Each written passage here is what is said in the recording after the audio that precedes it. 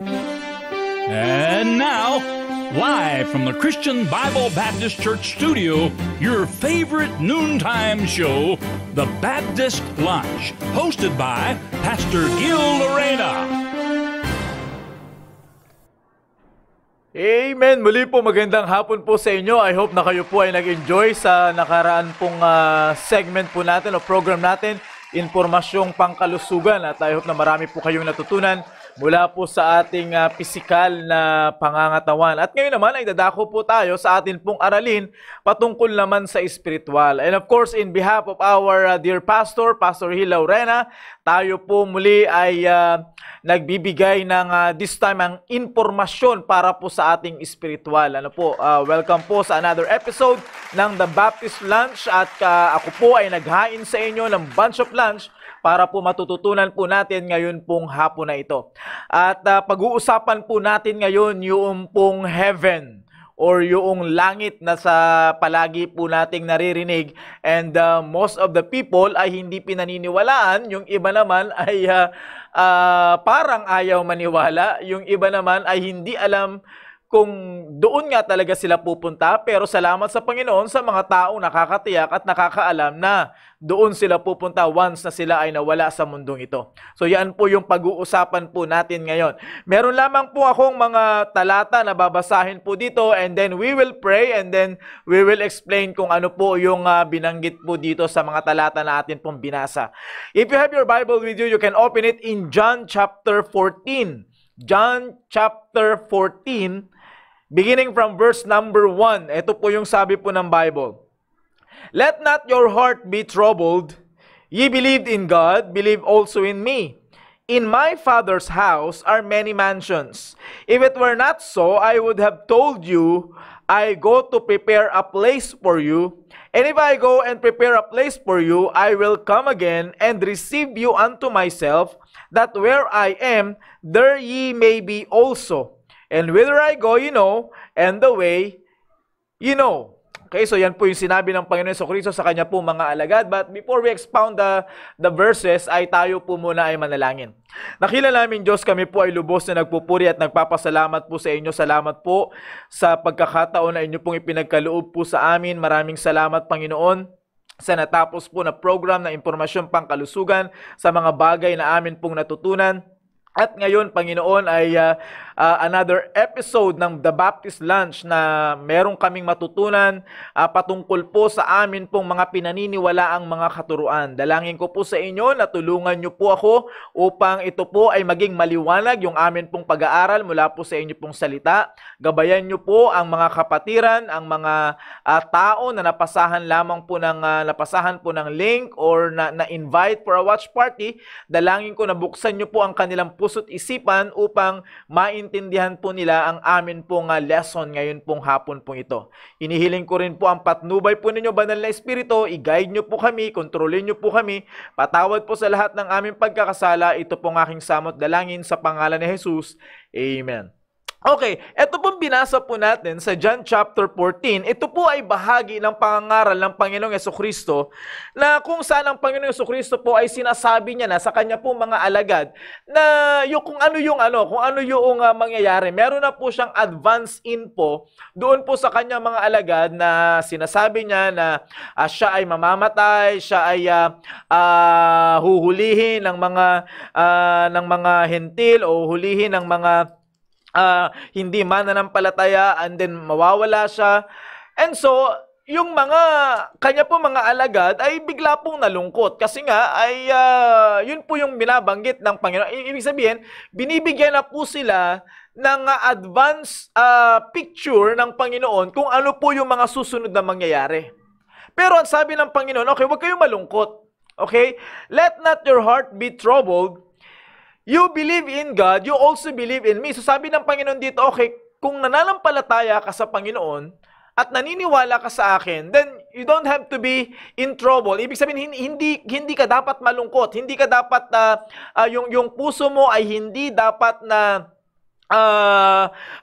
malungkot. Sapagkat, sabi ng Panginoon dito, in my Father's house are many mansions. Meron pong maraming dwelling place. Marami pong mga tirahan. At ang sabi niya, kung hindi ito totoo, hindi ko ito sasabihin sa inyo. Which means dito ay pinapakita po ng Panginoon na doon sa tahanan ng aking ama, in my Father's house, maraming mga dwelling place doon called mansion. Now, mga kapatid, alam niyo naman siguro kung ano po yung mansion. Di ba? Dito sa lupa, pag binanggit po yung mansion, napakagandang bahay po niyan, mamahaling bahay, malaking lugar. Yan po ang mansion. Ano po? Sa lupa pa lamang po yan. How much more kung paano i-describe ng Diyos o i-describe ni Jesus Christ yung mansion na nandoon sa langit. So gaano pa kaya kaganda yung mansion na yan na yun ay nandoon sa langit? Okay? So ang sabi ng Biblia, maraming mansion doon. At sabi ni Jesus Christ, I will go to prepare a place for you. The word place there comes from the Greek word monē. Nang ibig sabihin po ng monē is a dwelling place, a place, or a mansion. A residence or a mansion. Yan po yung ibig sabihin ng monē or ng place doon po sa sinasabi po ni Jesus Christ. Na sabi ni Jesus Christ dito, I will go to prepare a residence para sa inyo. I will go to prepare a mansion para sa inyo. I will go to prepare a dwelling place para sa inyo. At ang sabi ng Biblia, na itong ipiniprepare ng Panginoon sa atin, sabi doon, sa muling pagbabalik niya, ang sabi niya, that where I will receive you, I will receive you unto myself. By the way, the word receive sa binabanggit po dito is the same word na paralambano na binanggit din po doon sa John 1:12. Kung paano po nating tinanggap ang Panginoon. Di ba naalala niyo po yung sa John 1:12? Ang sabi doon sa John 1:12, but as many as receive Him, yung kung paano natin tinanggap ang Panginoon, the same din po yung word na receive dito, paralambano. Na ang sabi ng Panginoon dito, I will receive you unto myself.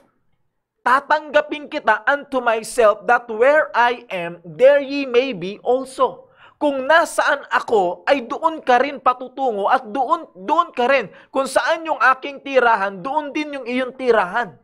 Now, sabi ko nga po sa inyo kanina, napakarami pong tao ang hindi po naniniwala sa langit. Just like na hindi sila naniniwala sa impyerno, ganun din naman maraming tao ang hindi naniniwala sa langit. But let me tell you something. The Bible is absolutely declaring that heaven is a literal place.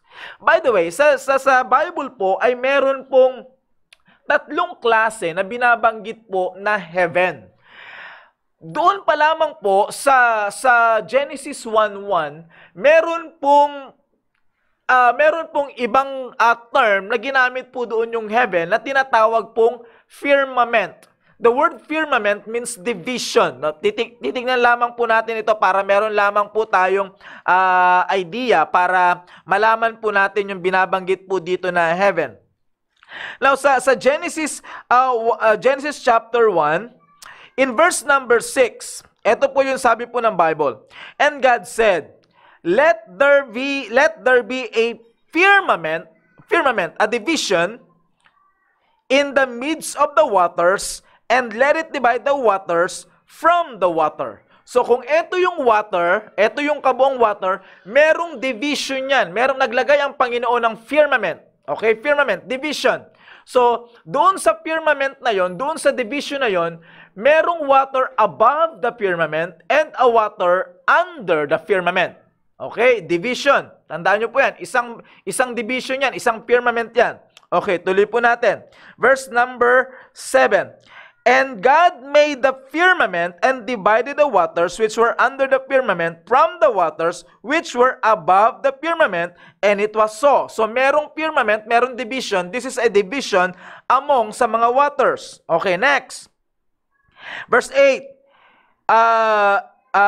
Sabi ng Biblia, and God called the firmament heaven. So yung firmament, yung division na yon na ginawa ng Panginoon, God called it heaven. Okay, so ganun po yung yun po yung unang firmament na ginawa. Ano po yung dahilan? Ano po ang purpose nung ginawa ng Panginoon na firmament na yon?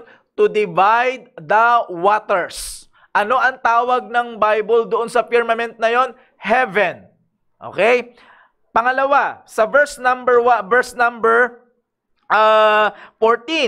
Okay, verse number 14. And God said, "Let there be lights in the firmament of the heaven to divide the day from the night, and let them be for signs and for seasons and for days and years. And let them be for lights in the firmament of the heaven to give light upon the earth." And it was so. And God made two great lights, the greater light to rule the day and the lesser light to rule the night. He made the stars also. Okay, now, ulitin po natin para makita nyo po. So yung unang firmament na ginawa ng Panginoon is, ang purpose is to divide the waters. That's the first firmament. So yung firmament was called heaven. So yung heaven na yon, ang purpose niyan, yung first firmament na yan is to divide the waters doon sa earth. So meron na ngayong water above the firmament and water above or below the firmament. Okay? The second firmament na ginawa ng Panginoon is the firmament in the heavens, okay, in the heaven, to divide the lights. Ano yung tinutukoy niyang lights? Yung lights na tinutukoy niya is yung greater light to rule the day and lesser light to rule the night. Ano po yun? Yun po yung araw, buwan, at mga stars. Which means, yung second firmament division na ginawa ng Panginoon ay yung kinaroroonan ngayon ng mga stars, moon, and sun. Okay, so nakukuha nyo po. Yung first firmament, ang purpose dyan is to divide the waters. Okay, so dito po sa ibabaw ng lupang ito, pag binasa nyo po yung Genesis account na yan, pinagsama-sama ng Panginoon yung pong mga waters below the firmament at nagkaroon ng dagat at lumitaw yung lupa.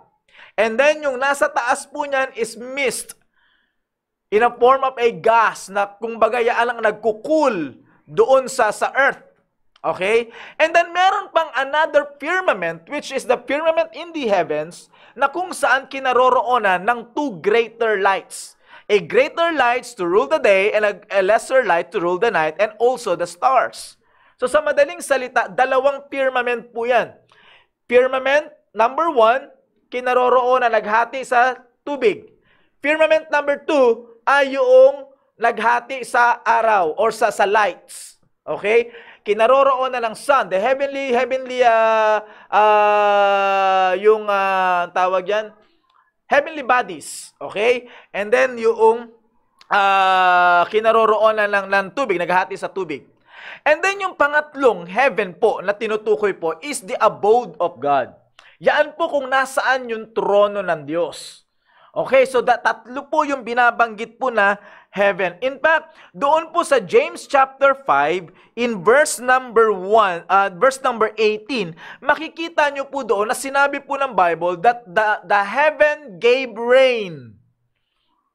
Ang langit ay nagbigay ng ulan. Ano ba yung ulan? Waters. What do you think? Anong firmament yun? Or anong heaven yun? The first, the second, or the third? Of course, the first. Bakit? Yung first ay yung nagdi-divide ng tubig. Naalala nyo yan, di ba? So, okay. And then, sinabi din doon sa Matthew chapter 24 in verse number 29. Di ba? The sun will not give its light. Babasahin ko po para hindi natin pag-uusapan dito yung last things. Ano po? Babanggitin ko lamang po yung Matthew chapter 24 para lamang po to justify yung second heaven. Okay, in Matthew chapter 24, in verse number 29, ang sabi po ng Biblia dito, immediately after the tribulation of those days, shall the sun, take note of the word, the sun shall be darkened, the moon shall not give her light, ano pa?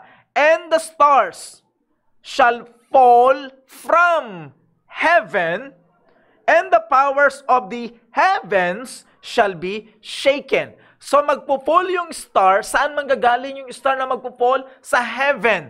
Now again, yung binasa natin sa Genesis sa chapter 1 account, yung creation account, anong firmament yung kinaroroonan ng mga lights? greater lights and lesser lights. Anong firmament yon? The second firmament. So this is the second heaven na kinaroroonan ngayon ng araw, ng buwan, ng mga stars.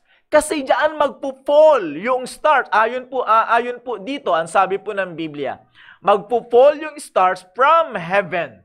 So sa madaling salita, yan po yung tinutukoy doon sa Genesis chapter 1 na the second firmament or the second heaven na kinaroroonan ng mga lights. Okay, now in Matthew chapter 6, meron din pong binabanggit dito another heaven. Matthew chapter 6. Babasahin ko po yung verse number 9. This is a very familiar passage in Matthew chapter 6 sapagkat this is what most people call the Lord's Prayer. This is actually the pattern ng prayer na ibinigay ng Panginoon or itinuro ng Panginoon sa kanya po mga apostles. Now, ano po yung sabi dito in Matthew chapter 6 in verse number 9? After this manner, therefore, pray ye, Our Father, which art in heaven. Okay, which art in heaven. Hallowed be thy name, thy kingdom come, thy will be done on earth as it is in heaven. Now, anong sabi po ng Biblia dito? Yung heaven na binabanggit dito sa Matthew chapter 6 ay kung nasaan yun pong tirahan o yung abode or yung trono ng Diyos. So, yun po yung binabanggit dito ng Biblia na kinaroroonan ngayon ng trono ng Diyos. Kinaroroonan ngayon ng Diyos na atin pong sinasamba. Which means ganito po 'yan.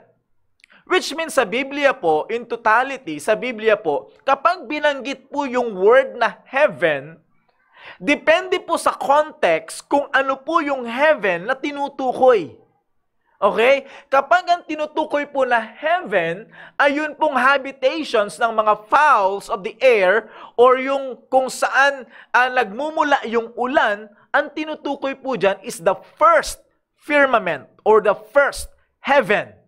Ano po yung katibayan natin dyan? Doon po sa Genesis chapter 1. Ito po yung first firmament or first heaven na nagdi-divide ng waters. Kaya nga nagbubuhos ng ulan kasi meron tubig. I hope nasusundan niyo po ako. Now, kapag binanggit naman sa Bible yung word na heaven at ang context naman ay patungkol sa mga planets or worlds or patungkol sa sun, moon, stars, or yung tinatawag nating heavenly bodies, so kinaroroonan ng mga heavenly yung diyan sa labas ng tinatawag nating earth. Ang tinutukoy po diyan is the second firmament. Again, saan po natin makikita yan? Genesis chapter 1 pa rin. Anong purpose diyan? To divide the lights. So ano yung mga lights na tinutukoy po doon? It's the sun, the moon, and the stars. So naglagay po ng division, naglagay po ng firmament ang Panginoon diyan sa mga lights na yan. Kaya nga po nagkakaroon ng araw, nagkakaroon ng gabi. The greater lights to rule the day. Ano po 'yon? Yung araw. The lesser light to rule the night. Ano po 'yon? The moon. At sabi pa ng Biblia, and He made the stars also. Now, saan inilagay ng Panginoon yung stars? Hindi sa ulap, natural. Alam naman natin lahat yan na it is outside the earth. Yung mga stars na nakikita po natin diyan sa himpapawid. So, sa madaling salita po, yan po yung tinatawag na second firmament or yung second heaven. And then, nung tinuruan po ng Panginoon ang mga apostles ng pattern patungkol po sa prayer, may binanggit po ang Panginoon that God the Father, which art in heaven, na ang Father, na ang Diyos, ay nasa langit. So, kung nasa langit ang Diyos, which means yun ang kanyang tirahan. Yun ang kanyang abode. Nandoon yung trono ng Diyos. Natural, hindi po yun sa second heaven kasi hindi po magtatayo ng trono ang Diyos sa Mars. Hindi po magtatayo ang Diyos ng trono doon sa Jupiter. or sa Pluto. In fact, pag pinag-aralan nyo po, yun pong, ano bang tawag dyan? Astronomy ba tawag dyan? Dyan sa pag-aaral ng mga yan, makikita nyo po, yung kinaroro o yung Earth po mismo ay napakaliit lamang na tuldok compare doon po sa tinatawag na heaven or second heaven. Tayo po ay bahagi ng solar system. Ang Earth po ay isang maliit na tuldok lamang sa solar system. At ang solar system ay isang maliit na tuldok lamang sa Milky Way Galaxy. At ang Milky Way Galaxy ay isang maliit na tuldok lamang sa trillions or billions of galaxies around the second heaven. So imagine nyo po yan, kaya nga po nasambit ni David na, sino ako para pansinin ako ng Diyos? Sa laki ng nilikha ng Panginoon na universe, sino ang tao para pansinin ng Diyos? You see, ang naaabot pa lamang ng tao ayon doon sa pag-aaral noong 1969, yung Apollo 11 ay buwan pa lamang. Hindi pa nakakarating sa ibang planeta. Mga nakarating pa lang sa ibang planeta ay mga rover pa lang, mga robotic na vehicles. Nakakapag-take ng pictures, and then yung mga satellites nakakapag-take ng pictures. Pero ang tao, wala pa, hindi pa naaabot ng tao ang ibang planeta. Not even the nearest planet sa Earth ay hindi pa naaabot ng tao sapagkat hindi kakayanin ang buhay ng tao sapagkat ang bilang po doon ay light years. Ang distance is light years. So, ganun po katindi, yun pong nilikha ng Panginoon. Second heaven pa lamang po yan. How much more yung third heaven? Na kung saan, ang sabi ng Biblia, sabi ng Panginoon, I'll go to prepare a place for you. Second heaven lang yun, mga kapatid. Sabi ko po sa inyo, ang earth is a tiny dot, napakaliit na tuldok compared doon sa solar system. And the solar system ay napakaliit lamang na tuldok within the Milky Way Galaxy, within millions of systems in a Milky Way Galaxy. Diyan po tayo kabilang sa Milky Way Galaxy. At yung Milky Way Galaxy ay napakaliit lamang na tuldok. A group of stars, a group of planets na kung saan napakaliit lamang na tuldok compared doon sa millions or trillions of galaxies in the universe. And then pag tinignan mo yan with yung computerized na I don't know kung nakakita na kayo niyan sa mga videos, but I have a CD patungkol po diyan sa sa creation ng Panginoon. Pag tinignan niyo po yan, wow, talagang masasabi mo, sino ako para pansinin ako ng Diyos? Napakaganda po ng buong universe. And yet, hindi po yan pwedeng i-compare sa langit na pupuntahan ng Kristiyano. Kung doon pa lang sa langit na yon sa second heaven, nagandahan na po tayo. How much more kung gaano kaganda yung place na nilikha or ginawa or inihanda ng Panginoon para po sa isang Kristiyano. And the Bible calls it mansion. Kung dito po sa atin, ang mansion ay napakalaki. How much more sa langit? Baka grabing laki. Imagine nyo po mga kapatid, you will be living in a mansion situated not on earth, but in heaven. Sabi po ng Biblia. Now, sabi ng Biblia po dito, I'll go to prepare a place, a money, a residence, a place, a mansion for you. Para that where I am, there you may be also. Sa madaling salita mga kapatid, pag tayo po ay pinatira ng Panginoon doon po sa tinatawag na langit, hindi po tayo mag-isa doon. Kasama natin doon ang Panginoon kasi sabi niya, that where I am. So sa madaling salita, nandoon din siya.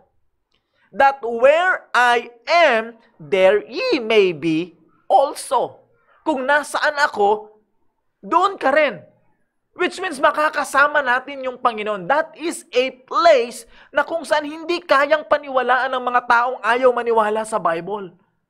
Alam niyo po kung bakit? Sapagkat hindi pinipilit po nila na intindihin po yung sinasabi ng Panginoon dito ayon sa kanilang limited mind. By the way, mga kapatid, ang Panginoon po ay hindi katulad ng mga developer ng subdivision dito sa lupa. When the Bible says, I'll go to prepare a mansion for you, a place for you, a money for you, a residence for you, then wag mo siyang itulad doon sa mga kilalang mga developer dito sa lupa na nagtayo ng bahay, na sabihin natin magandang bahay pero substandard.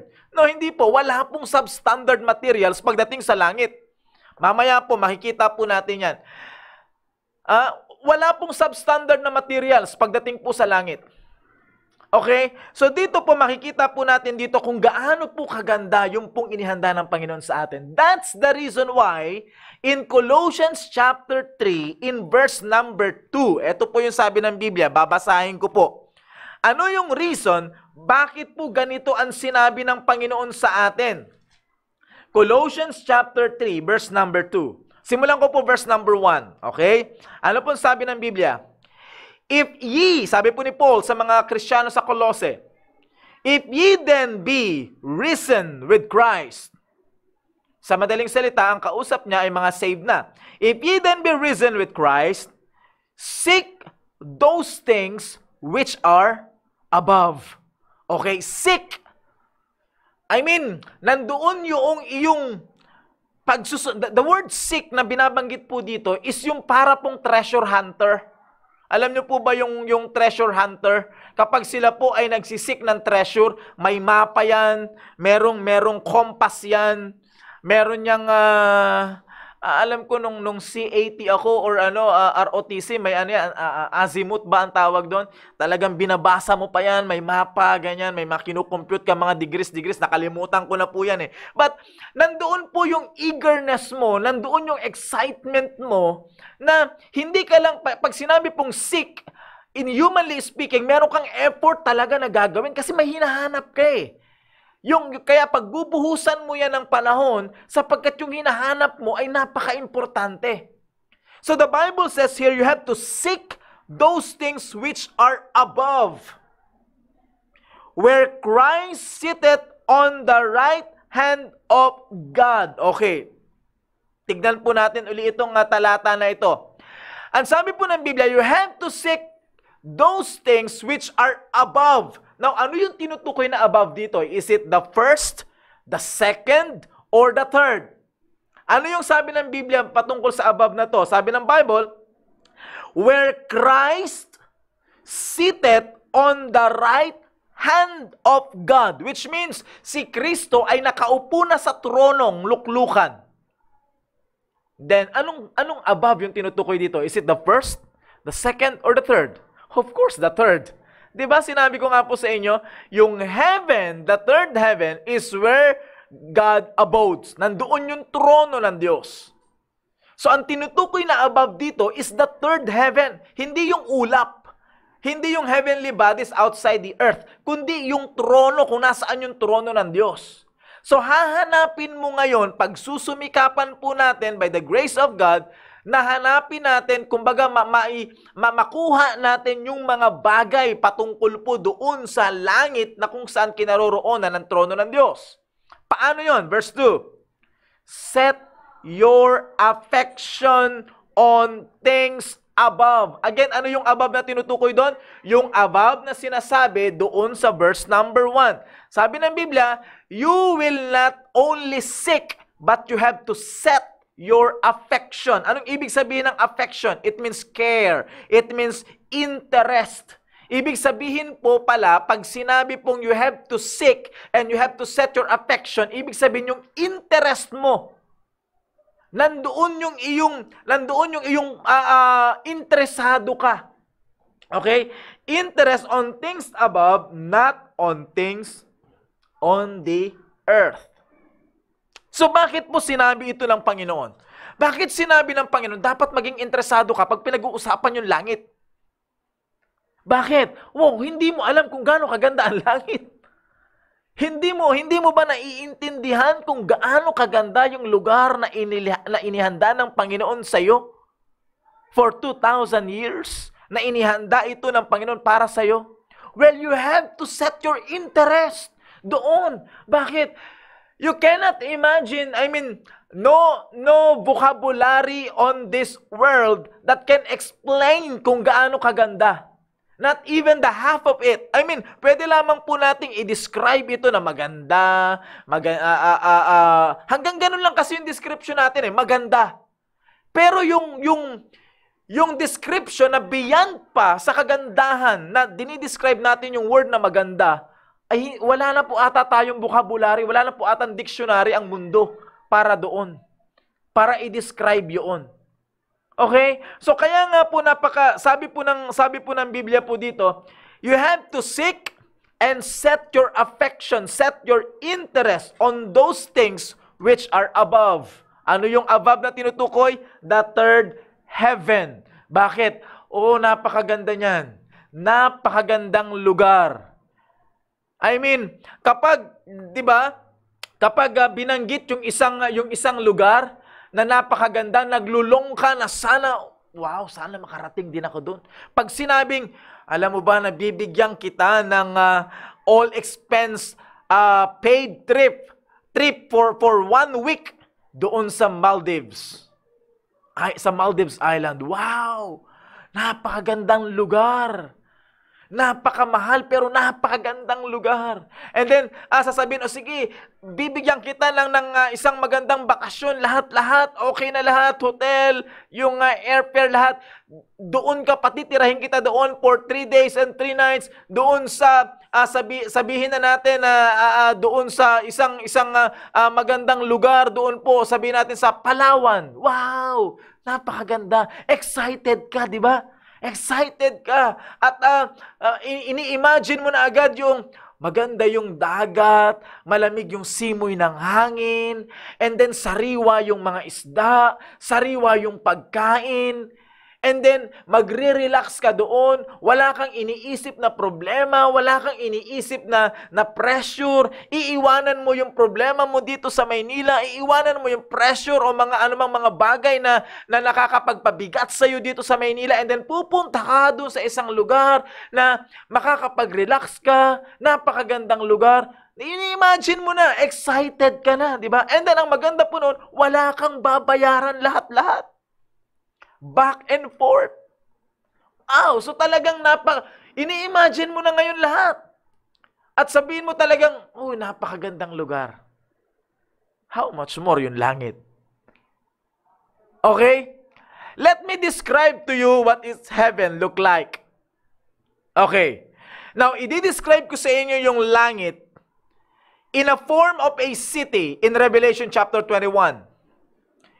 It is actually a city which is called the New Jerusalem.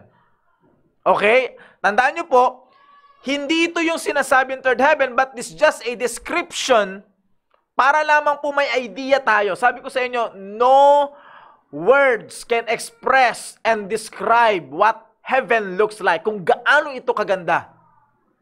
Okay? Pero for the sake na meron lamang tayong illustration, may I describe to you what heaven look like by simply describing to you the New Jerusalem. Alam nyo ba kung anong sinasabi doon sa New Jerusalem? In Revelation chapter 21, verse number 21, it is a city beautiful and clean.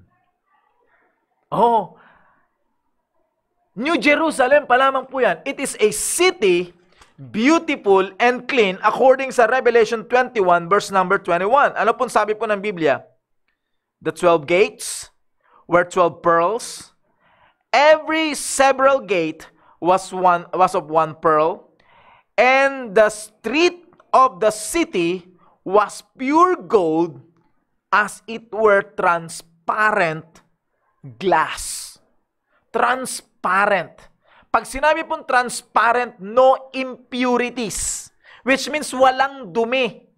Alam niyo po ba yung gold?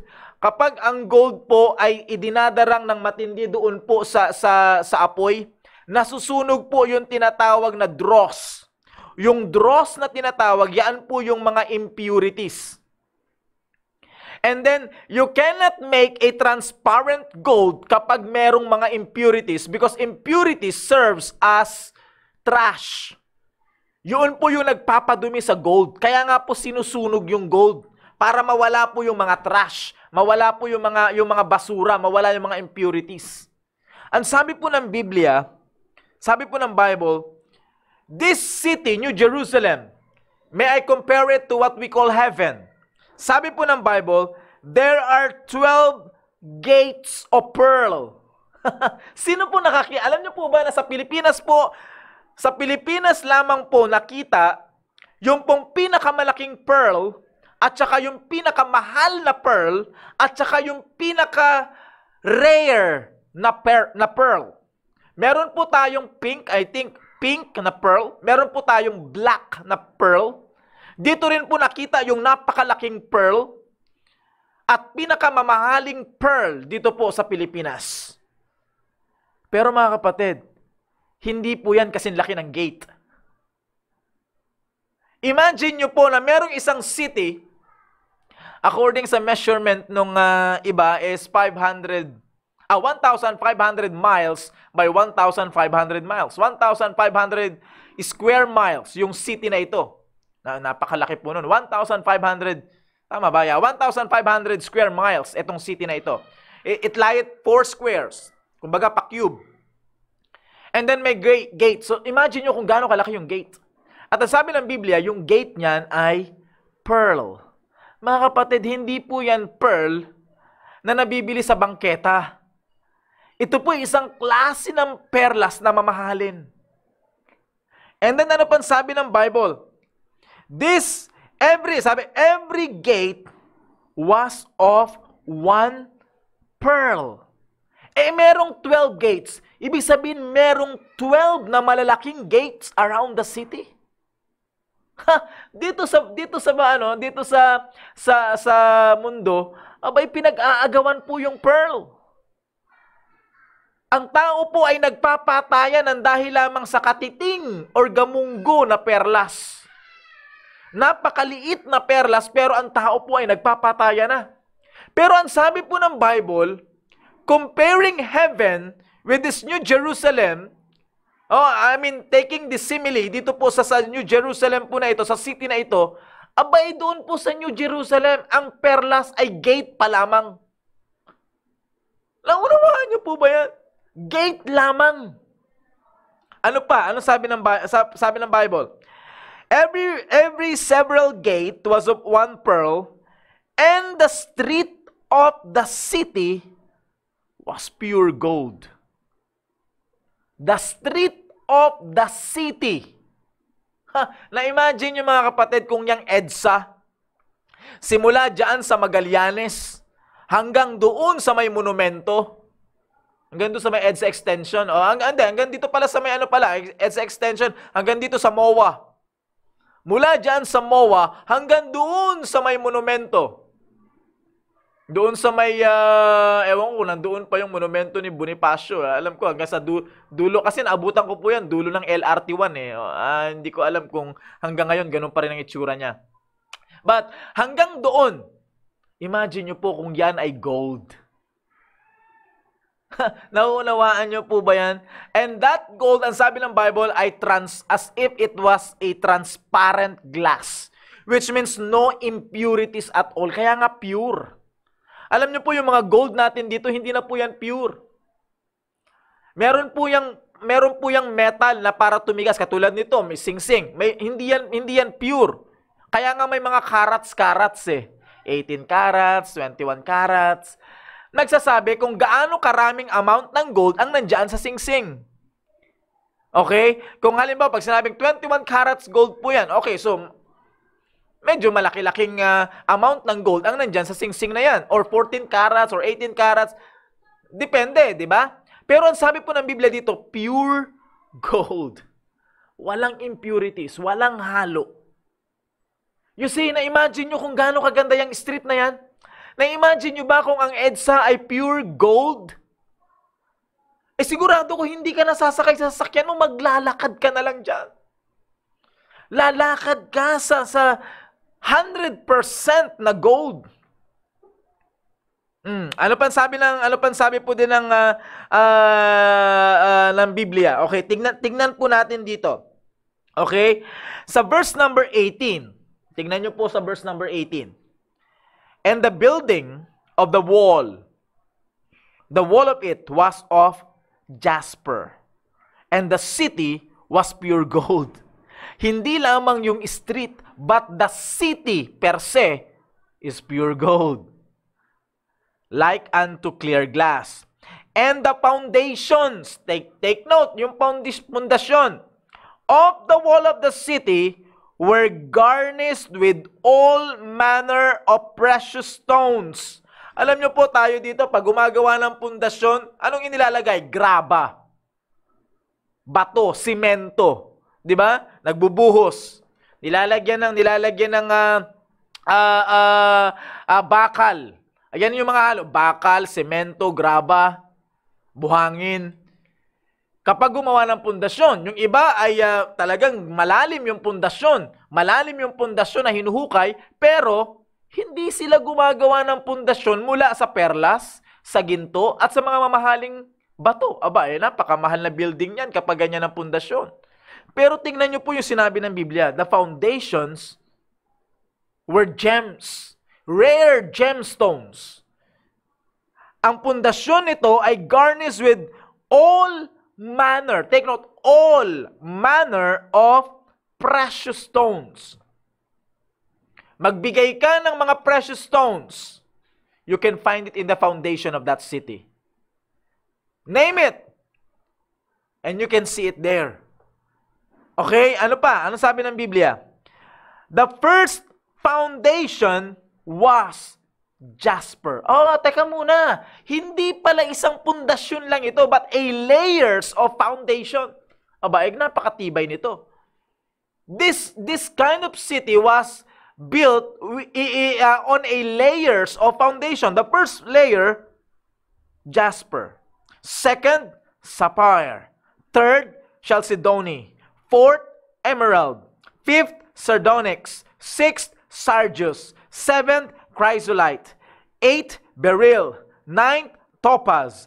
10, chrysoprasus. 11, jacinth.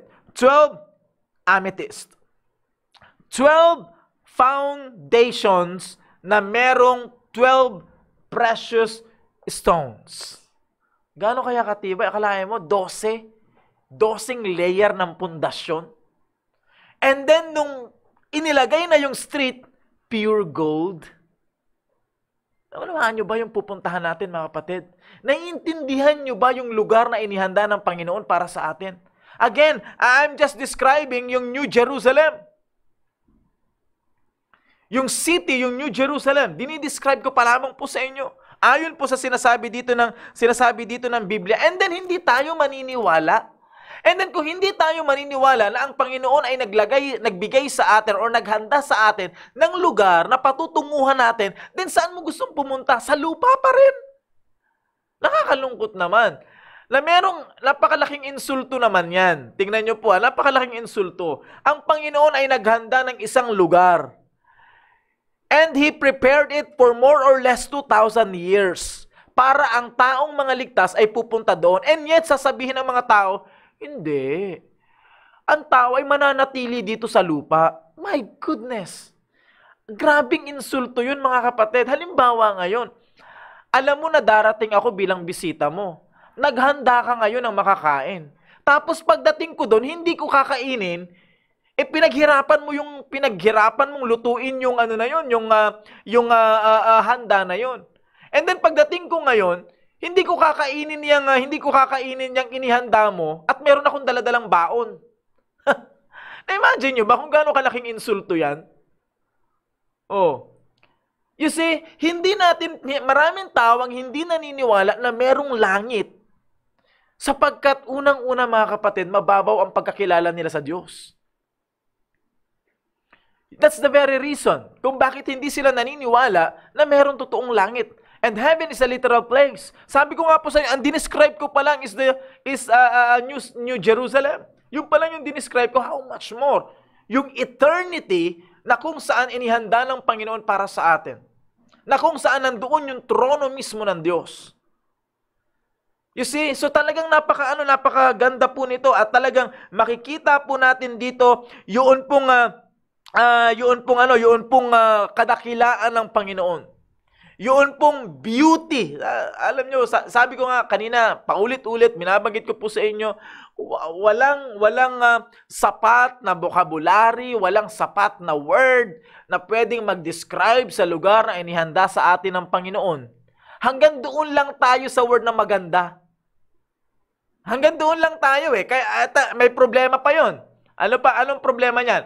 Magkakaiba tayo ng description pag sinabing maganda. Maaring yung maganda sa akin ay hindi maganda sa iyo. 'Di ba? Kaya nga sabi nila, beauty is in the eyes of the beholder. Pero mga kapatid, what if ang Diyos na ang nagbigay ng standard na sinabi niyang maganda 'to? Wala ka lang sasabihin pa. Maganda talaga 'yan. Naunawaan niyo po ba 'yan? It is a kind of place, mga kapatid, na inihanda ng Panginoon para sa kanyang mga anak. Tingnan niyo po mga kapatid. Let me back for the last illustration. Ibalik ko lamang po kayo doon po sa prodigal son. Okay? Nung yung prodigal son po ay bumalik, ano po ang ginawa ng father? Tinawag niya yung kanyang mga alipin, nagkaroon po ng piyesta, handaan doon sa kanilang bahay. Ano po sabi ng isang anak? Sabi niya, pambira, tagal-tagal ko dito sa bahay, no? Hindi ako umalis, hindi ako naging pasaway sa'yo, pero hindi mo ako pinaghanda ng ganyang klaseng handaan. Anong ibig sabihin? Kasi bongga yung handaan na yon. Grabe yung handaan na yon. At nakita lamang ito ng prodigal son doon lamang sa father's house. Yung paghahanda ng father doon sa pagdating o sa muling pagbalik ng prodigal son, doon lamang siya nakakita ng garbong piyesta na handaan na inihanda ng kanyang father. At saan niya nasumpungan yon? Hindi sa far country, kundi doon lamang sa father's house. Ano pong nasabi niya? Hindi ako worthy sa handaan na yan. Kasi grabing kasalanan ko eh. Matindi yung ginawa kong kasalanan. Hindi ako worthy sa inihanda mo. Pero ano sabi ng father? Yes, maaring hindi ka worthy, pero inihanda ko sa iyo yan sapagkat yaan ang nararapat sa isang tao na namatay at ngayon, ano sabi ng Bible? Yung anak ko ay patay na, pero ngayon nagbalik. Naunawaan niyo yung pagmamahal sa atin, mga kapatid. Heaven is a literal place, yes it is, at ito po ay manifestation ng pagmamahal sa atin ng Panginoon. Hindi po tayo worthy na tumira sa lugar na ito, pero inihanda po ito ng Panginoon. Wala po tayong magagawa. Inihanda po ito ng Panginoon para sa atin. No words can express kung gaano kaganda na yung langit. Hindi kaya ng vocabulary natin. Kahit na anong lingwahe, hindi kaya ng vocabulary ng lahat ng lingwahe para lamang i-describe, na maging sapat yung pag-describe ng tinatawag nating heaven. Yet, we can only see it and describe it only by the eyes of faith. You see, kaya nga po nangangailangan ng pananampalataya. But do you understand, mga kapatid, kung gaano po tayo pinagpala ng Panginoon? Na bagamat hindi tayo karapat-dapat, pero ipinaghanda tayo ng lugar. Sino tayo para ipaghanda ng Panginoon ng lugar? By the way, katulad ng binabanggit ko po sa inyo kanina, Earth na tinitirahan natin ngayon is just a tiny dot compared to some of the planets around the solar system. And the solar system is just a tiny dot compared to all the systems na nasa Milky Way galaxy. And the Milky Way galaxy is just a tiny dot compared to trillions or even billions or trillions of galaxies around the universe. And yet tayo, sino tayo para pansinin ng Diyos? At paghandaan tayo ng isang napakagandang lugar. Pero mga kapatid, magpasalamat tayo sapagkat minahal tayo ng Diyos. Ang kinakailangan lang natin ay manampalataya na merong lugar na inihanda ang Panginoon para sa atin. Hindi ang mundong ito mawawala to, magugunaw to. Pero merong isang lugar na inihanda ang Panginoon sa atin. Not the first firmament, not the second, but the third. Na kung saan makakapiling natin ang Panginoon. Makakasama natin ang Panginoon. Ang sabi ng Biblia, that where I am, there ye may be also. And that is what we call heaven. Alam nyo, napakarami pang description ng langit dito, pero for the sake of time, ay dito na po natin tatapusin. So maraming salamat po sa inyo pong panunood. I hope na meron po kayong natutunan sa atin pong pag-aaral ngayon. At of course, hindi po natin tatapusin yung atin pong programa ngayon pong hapong ito kung hindi po tayo magbibigay ng atin pong pagpupugay sa mga frontliners. Ito po ang awitin para po sa ating mga frontliners.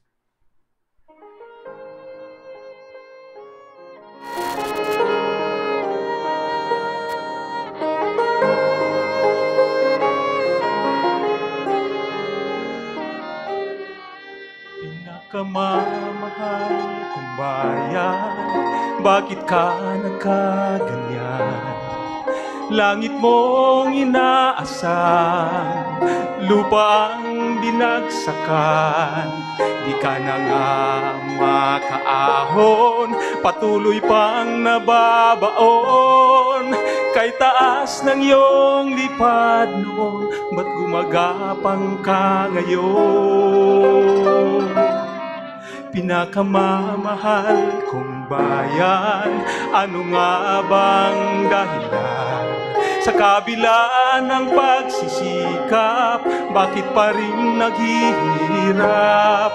Sa pighati lumalaganap, gumuguho ang pangarap. Kung sino-sino ang tinawagan, Diyos pa ang ninalimutan. Pinakamamahal kong bayang Pilipinas, natatangi ang daan patungong bukas. Kung nagkakaisa'y muli, mabubuo ang pangarap.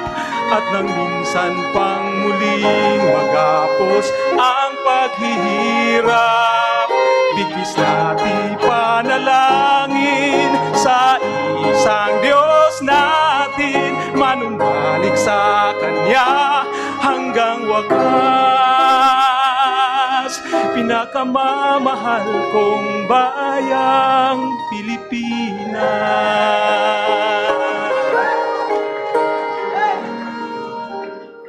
pinakamamahal kong bayan, ano nga bang dahilan? Sa kabila ng pagsisikap, bakit pa rin naghihirap? Sa pighati lumagalganap, kumuguho ang pangarap. Kung sino-sinong tinawagan, Diyos pa ang kinalimutan. Pinakamamahal kong Muli po kami ay nagpapasalamat sa lahat po ng bumubuo ng Baptist Lunch. And of course, in behalf of our pastor, Pastor Hil Laurena, kami po ay patuloy na sumasaludo sa mga frontliners at sa inyo po lahat na patuloy na nagsusubaybay sa programa pong ito. Ang panalangin po namin ay patuloy kayong patnubayan ng Panginoon at patuloy kayong mag-enjoy at matuto mula po sa atin po mga programa. Maraming salamat po sa inyo. I hope na kayo po ay nabusog sa pagkain na akin pong inihain sa inyo ngayon pong hapon. Keep safe everyone and God bless you. Balik sa Kanya hanggang wakas. Pinakamamahal kong bayang Pilipinas, pinakamamahal kong bayang Pilipinas, natatangi ang daan patungong bukas. Kung nagkakaisa'y muling mabubuo ang pangarap, at nang minsan pa'y muling magapos ang paghihirap,